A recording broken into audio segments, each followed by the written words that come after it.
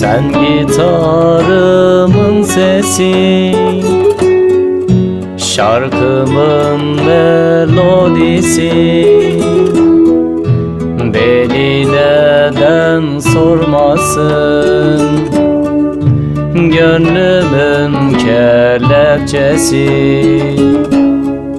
Sen gitarımın sesi, şarkımın melodisi.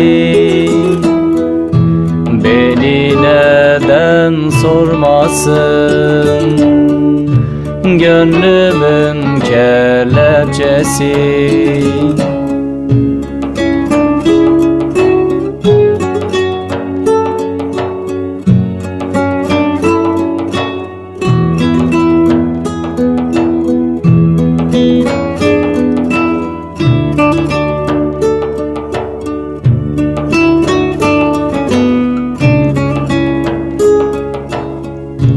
Diyorum bekle beni, sevdalım dinle beni.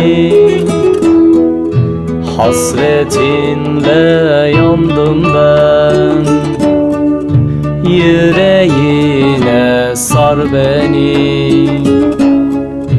Diyorum bekle beni, sevdalım dinle beni. Hasretinle yandım ben, yüreğine sar beni.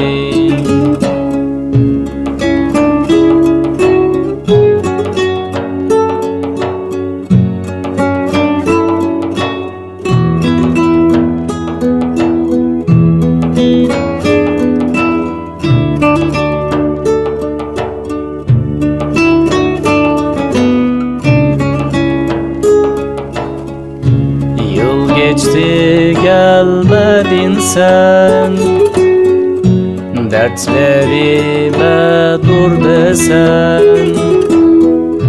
Özlemimi bir bilsen, yüreğime su serpsen. Yıl geçti gelmedin sen, dertlerime dur desen. Özlemimi bir bilsen, yüreğime su serpsen.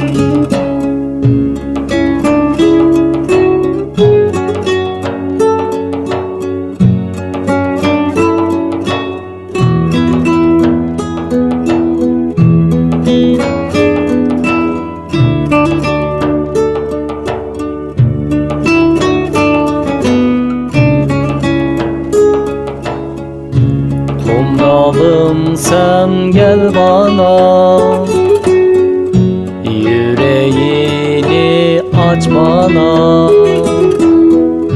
Yüreğine vurgunum, ne olur artık dön bana. Kumralım sen gel bana, yüreğini aç bana. Yüreğine vurgunum, ne olur artık dön bana.